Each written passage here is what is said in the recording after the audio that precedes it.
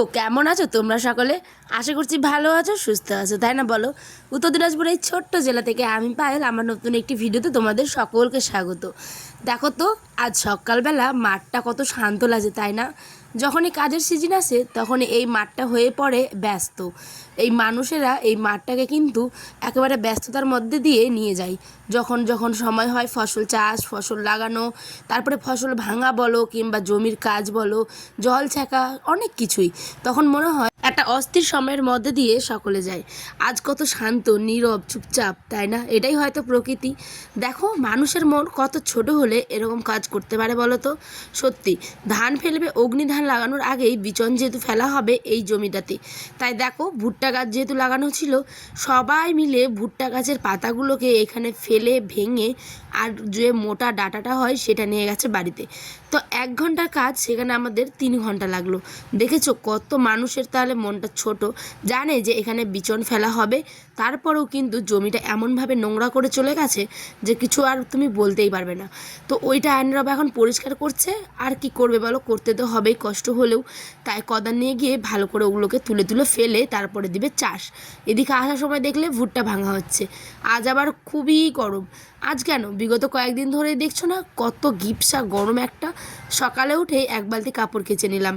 চটপট করে কাপড়গুলো এখন চলো তো দিয়ে দিই তারের মধ্যে, কারণ এই সকালবেলা কাপড় কাচলে 1 ঘন্টার মধ্যে এগুলো সব ভাজা ভাজা হয়ে যাবে।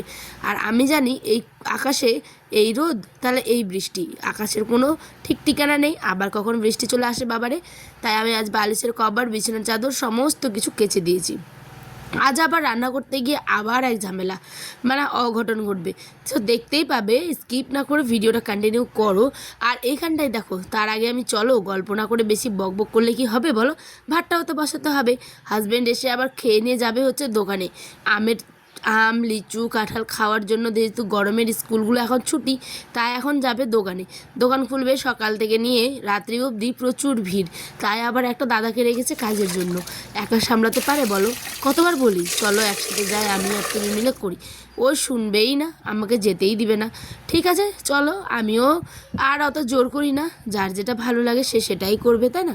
এইবার আমি এখানটায় চালগুলোকে কিন্তু ধুয়ে দিয়ে দিলাম। আর এখানে আজ দিব আলু আর সয়াবিন। ঘরে একটা সবজি নেই। ওই যে দেখেছো বাবার বাড়ি থেকে এসেছি, টানা কন্টিনিউ ডাল আলু সেদ্ধ, নইলে মাংস যেটা মা দিয়েছিল, মাংস, আর নইলে পরে কিন্তু আলু সেদ্ধ। এইগুলো দিয়ে খেয়ে দিয়ে দিন কিন্তু অবশেষে চলেই যাচ্ছে। গরম বন্ধুরা এখন এসছে সোয়াবিন নিতে, যেহেতু রান্না করবো খুব রে বাপ।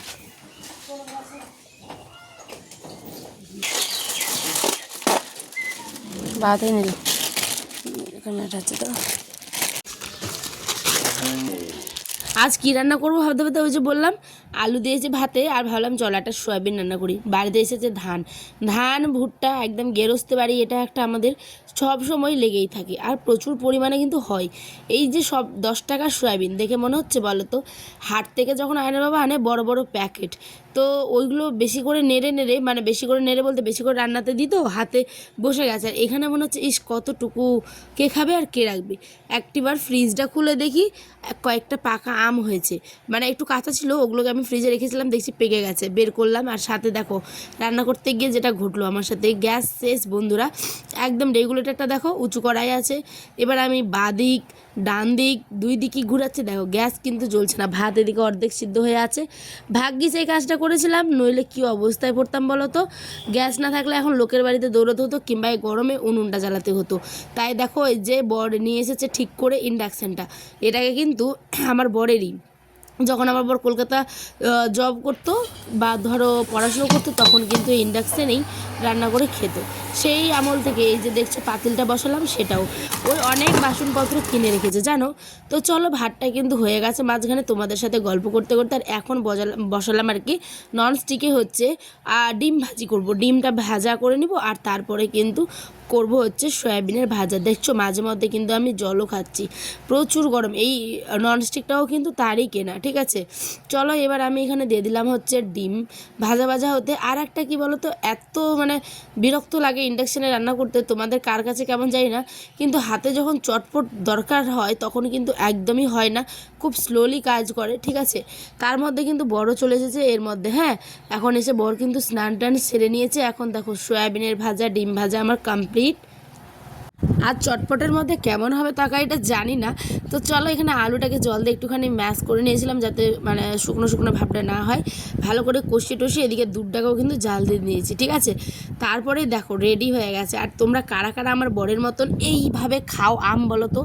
আমার বর কিন্তু আগে থেকেই মানে আগাগোড়া থেকেই ভাতের সাথে আম খাই। তোমরাও কি এরমটা খাও? থাকলে অবশ্যই কমেন্ট করো। খাওয়া দাওয়া করে আমি চলে গেলাম হচ্ছে অন্নপূর্ণা ভাণ্ডারের জন্য ফর্ম ফিল আপ করেছিলাম, সেটাকেই জমা করতে আমাদের পঞ্চায়েতে।